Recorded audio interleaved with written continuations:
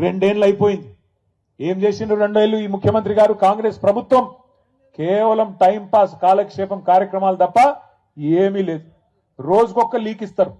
ఇగో ఈ కేసు ఆ కేసు ఆ కేసు ఈ కేసు, రెండేళ్లుగా కేసుల చుట్టూనే నడుపుతున్నాడు ప్రభుత్వాన్ని తప్ప ప్రజలకు పనికొచ్చే ఒక్క కార్యక్రమం కూడా లేదు.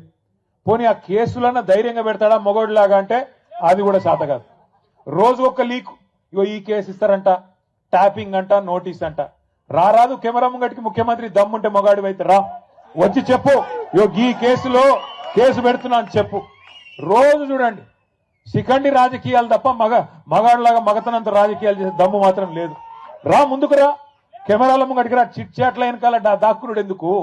ముఖం పెట్టుకొని రా ముంగటి, కెమెరా ముంగటికి వచ్చి ఇగో ఈ కేసులో నేను కేసు పెడుతున్నా, నేనే పోలీసు వాళ్ళకి చెప్పినా, నోటీస్ ఇస్తున్నా, నేనే అవసరమైతే జైల్లో పెడతా అని హోంమంత్రి కూడా నువ్వే కదా, వచ్చి చెప్పు ముంగటికి వచ్చి.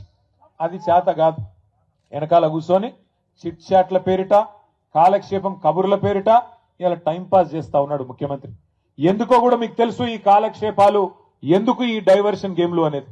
ఎందుకంటే ఇవాళ ప్రజలు అడుగుతున్నారు 6 గ్యారంటీలంటివి, 100 రోజులంటివి ఏమాయ నాయనా అని అడుగుతున్నారు. సర్పంచ్ ఎన్నికల్లోనే 40% మందికి ఇవాళ బుద్ధి చెప్పినరు. బ్రహ్మాండంగా కాంగ్రెస్ నాయకులను ఎక్కడికక్కడ నిలదీసిరు. అందుకే రోజొక్క టైంపాస్ కార్యక్రమం పెట్టకపోతే ప్రజలు నిలదీస్తారు, అడుగుతారు.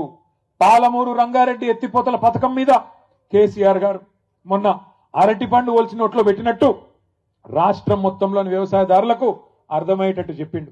ఎట్లా బీఆర్ఎస్ ప్రభుత్వం 90% పనులు పూర్తి చేసింది. పాలమూరు జిల్లాలోని 14 నియోజకవర్గాలకు, రంగారెడ్డి జిల్లాలోని 6 గ్రామీణ నియోజకవర్గాలకు, అట్లాగే మన దక్షిణ పశ్చిమ నల్లగొండలో, సౌత్ వెస్ట్ నల్లగొండలో మునుగోడు, దేవరకొండ, కొంత నల్లగొండ నియోజకవర్గం, కొంత నాగార్జున సాగర్ నియోజకవర్గానికి లాభమయ్యే విధంగా డిండి ప్రాజెక్టును కూడా అక్కడ తీసుకున్న నీళ్లతోనే ఎట్లా మేము ప్రయత్నం చేసినాం, ఎట్లా 90% పనులు పూర్తయినాయి, ఎట్లా 10% ఈ 2 ఏళ్లుగా అసలు పని చేయకుండా పండబెట్టినరు. ఇవన్నీ కేసీఆర్ గారు మీకు అర్థమయ్యేటట్టు చెప్పిండ్రు. చెప్పడం మాత్రమే కాదు, కేసీఆర్ గారు ఏమన్నారు, ఆ డిపిఆర్ అంటే డీటెయిల్డ్ ప్రాజెక్ట్ రిపోర్టు ఏదైతే దేని ఆధారంగానైతే మనం అన్ని అనుమతులు తెచ్చినామో దాన్ని కూడా తిప్పి పంపితే 6-7 నెలలుగా కనీసం మాట్లాడే తెలివి లేదు. ఆఖరికి ఆ ప్రాజెక్టుని కుదించే ప్రయత్నం చేస్తున్నావు, తెలంగాణకు ముఖ్యంగా కృష్ణా నీళ్లలో అన్యాయం తలబెట్టే ప్రయత్నం చేస్తున్నామని చెప్పి కేసీఆర్ గారు గర్జిస్తే దానికి సమాధానం చెప్పే సత్తా లేదు కాబట్టి ఏం చేయాలి, కేసీఆర్ మీద కేసు పెడుతున్నా అని లీక్ ఇయ్యాలి. దాంతో తెల్లారి పేపర్లను కాళ్ళు పట్టుకొని తెల్లారి తాటికాయంత అక్షరాలతోని కేసీఆర్ కు నోటీసులు అని చెప్పి తెల్లారి పేపర్లు రాయించాలి, ప్రజల దృష్టి మల్చాలి.